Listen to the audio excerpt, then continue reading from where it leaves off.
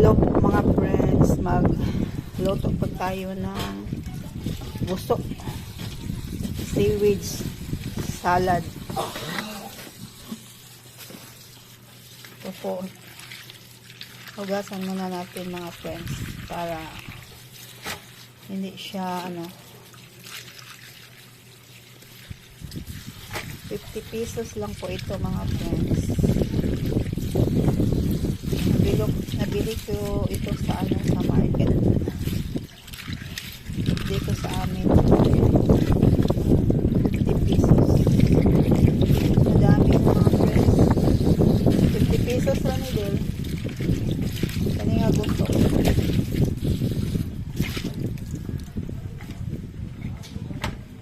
Nagpakulo muna tayo ng water para natin ito. Blanch.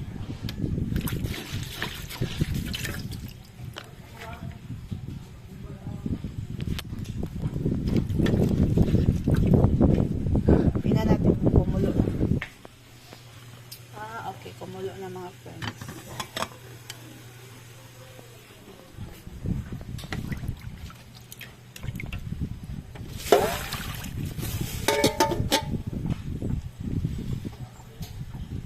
Kunin ito ng mga ito. Asan?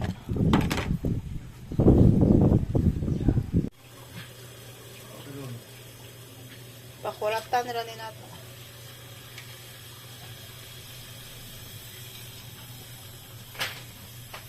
Ayan, okay.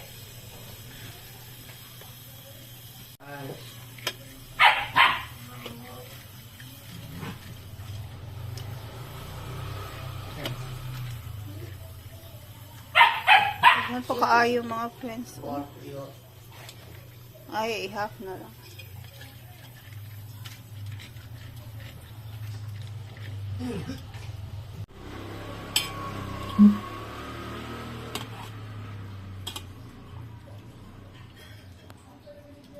Ito na po mga friends. Ito ang paggawa ng seaweed salad. I-blanch mo na sa mainit na water para medyo siya lambot ng kaunti.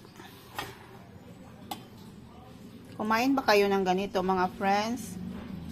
Comment down below kung sino ang kumain nito.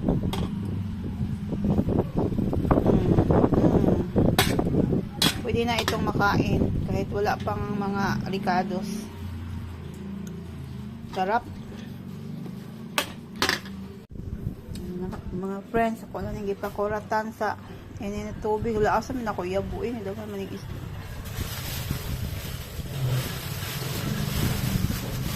Nangumpra in taong ko ani mga friends sa merkado diri sa amo. Nanglusot ang tubig yabo. Ay, luto na niya ako ang isda. Unya rin ako lutoon kay sud sa rep.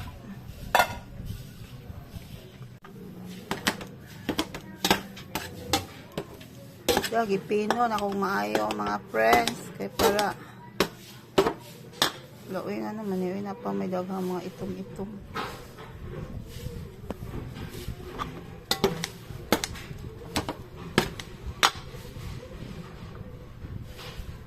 Nindot na kayo adto kuan rong mga panahon na island magkaon og mga gusto kaon og mga inhason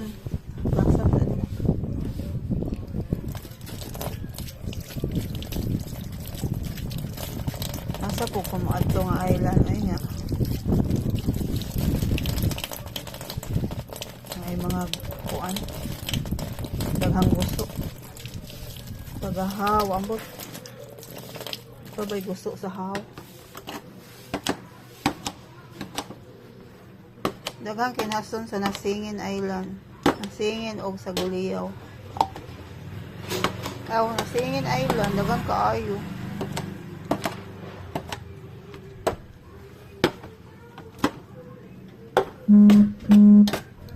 akong iro. Magtinola tayo mga friends. Ito ang isda na binili. Tamarong. Tamarong po ang tawag sa amin dito sa Bisaya, sa Cebu. Tamarong. Pero sa ibang lugar, hindi ito tamarong. Parang iba ang pangalan nila dito. So ito ang magtinola ako ng tamarong. Tamarong.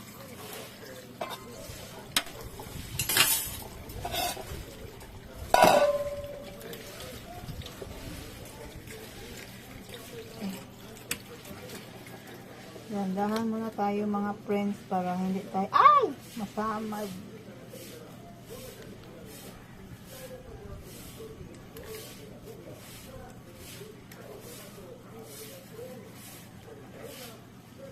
Yan muna. Tamarong. Dalawa lang ang tag-isa kami ng husband ko. Dalawa ang aming lulutuin na tamarong. Tinulang tamarong. Tinulang tamarong. Ano po?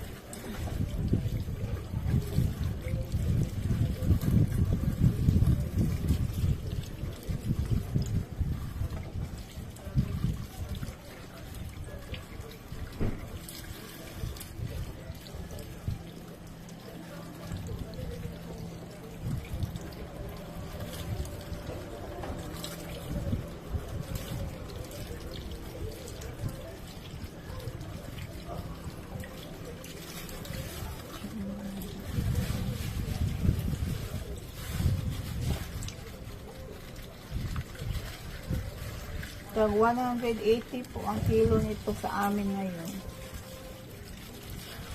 180.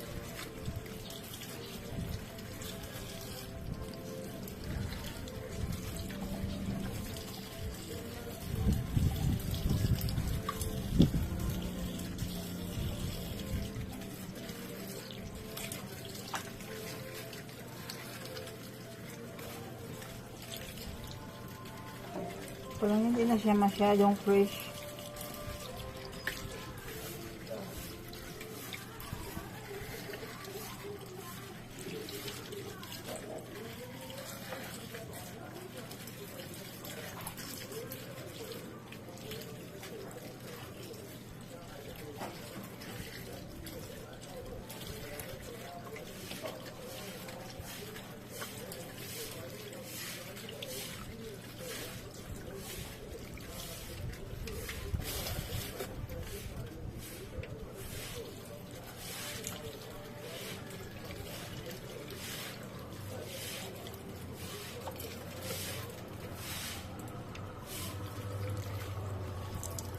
Lagay muna natin dito.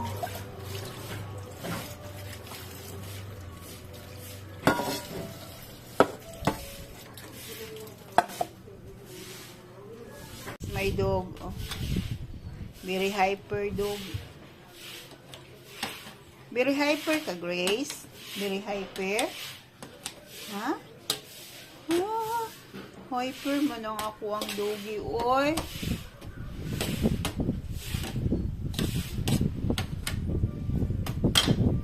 Ito na mga friends, natin ang ilunod ang isda. Ilunod means ilagay na natin dito sa pinakuluang tubig na may kamatis at saka siling mahaba, luya at saka sibuyas.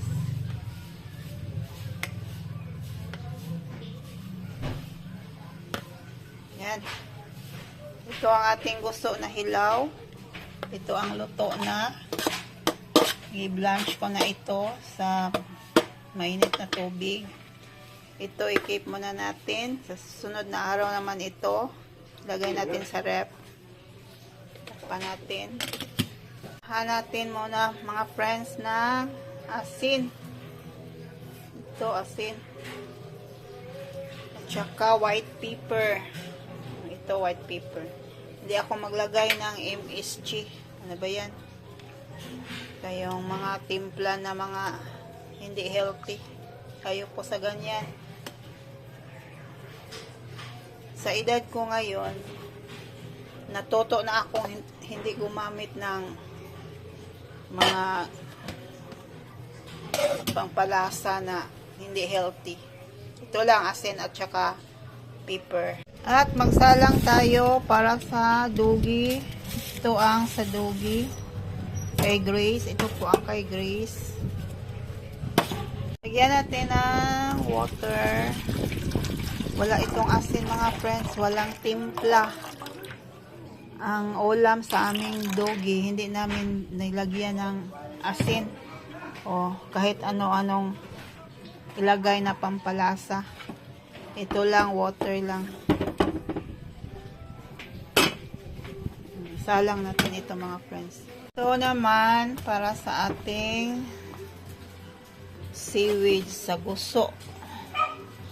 Ang Bisaya po nito mga friends, guso.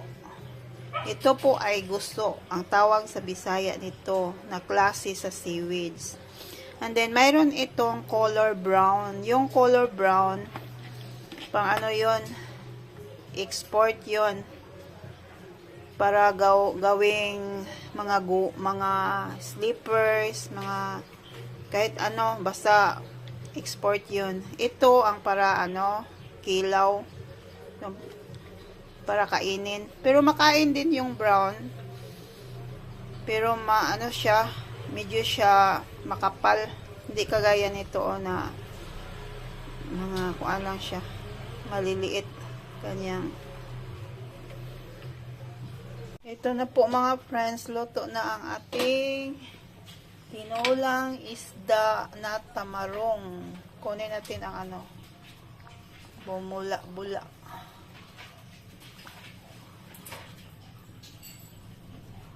Luto na siya mga friends. Lagyan na natin ng mga ricados, mga lamas. At saka asin. Asin. Gusto ko medyo maalat. At saka white sugar. Ito po ating white sugar.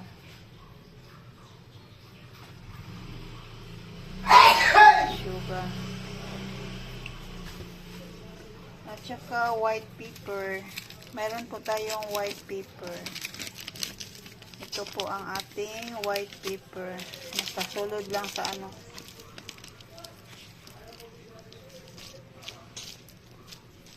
Konti lang. And then, ang ating pinakamin. Isa sa pinakamin ingredients, ang suka na nilagay dito sa botilya. Ito ang lagayan sa aming suka.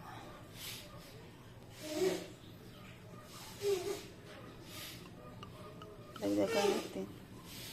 Wala akong kalamansi, nalimutan ko. Ito na po ang para sa ating dugi. Ito ay tuloy na isda mga friends. Ang tawag dito sa amin sa Bisaya, tuloy po ito. Pero I think sa ibang lugar, sa ibang mga termino. O ano ba yan? Ano bang tawag yan? Mangsi. Mangsi. Pero sa amin tuloy. Hugasan natin ito lahat mga friends. Kuha natin ang mga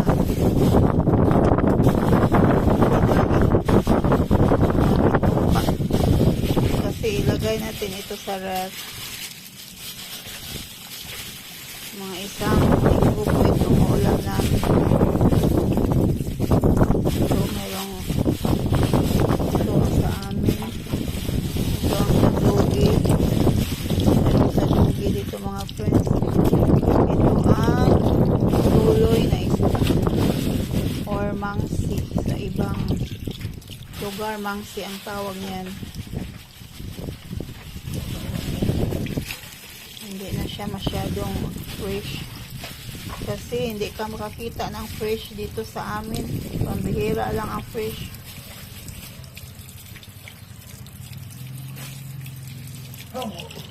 Meron din tayong alamang dito mga friends. Ito oh, alamang. Ito alamang ito. Gawin ko itong salted na alamang. Ginamos. Bagoong ba? Bagoong. And then ito naman, mayroong atay dito sa manok para sa tao at sa dogi. Pero ito sa dogi, ito mga friends, ulo na bumili ito ng ulo ng manok. So, lulinisan natin ito kasi ilagay natin ito sa ref. Ito ang nabili ko kanina mga friends. Mga maliliit na mga shrimp. Ang tawag po ito dito sa amin sa Bisaya. Kasi Bisaya ako mga friends. Ano po ito? Uyap. Uyap. Nakatira kami sa island noon mga friends. Ito ang makukuha sa aking tatay, sa aking ama. Uyap. Ang daming uyap doon sa aming tinitirhan na island mga friends. Especially kung ano, mga amihan season. Ay, ang dami. Mag-amihan mga friends. Amihan season. Ang daming mga uyap makukuha sa aking ama. Gawin ko itong bagoong mga friends. Gusto ko ako ang magawa ng bagoong para makasure ako na malinis. Kasi mayroong mga gumagawa ng bagoong na hindi malinis. Ito, gawin ko itong bagoong na alamang.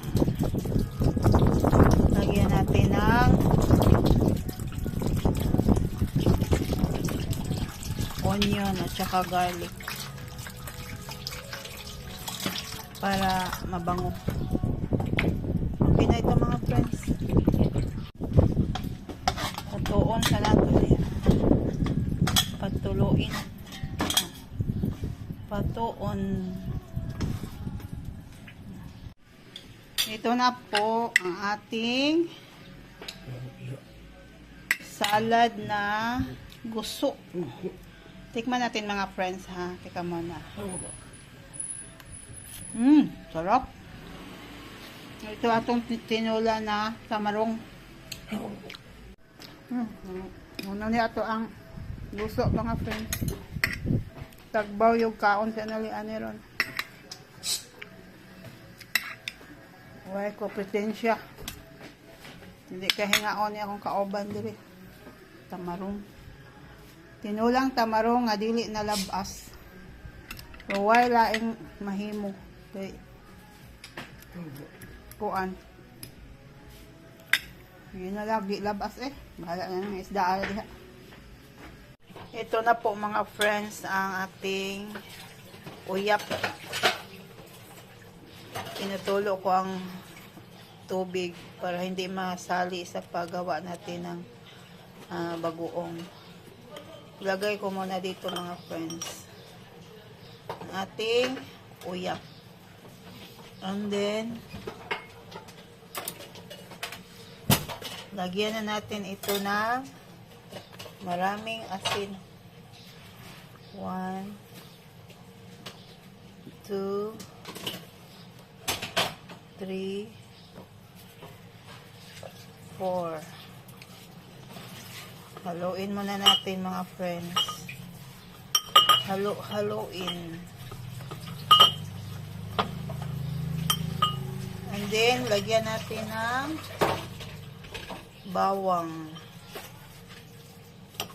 para mabango. Dagdagan natin ang asin. Isang kutsarita. Enough na yan mga friends. And then, lagyan natin ito ng white pepper.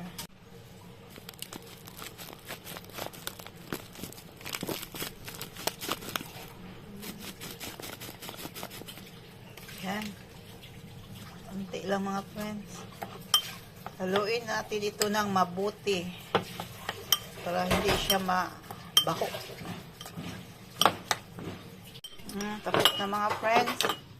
Tapos ilagay natin ito sa jar. Lagay natin dito mga friends.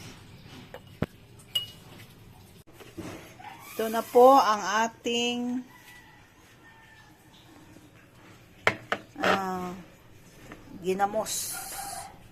ginamos na uyap.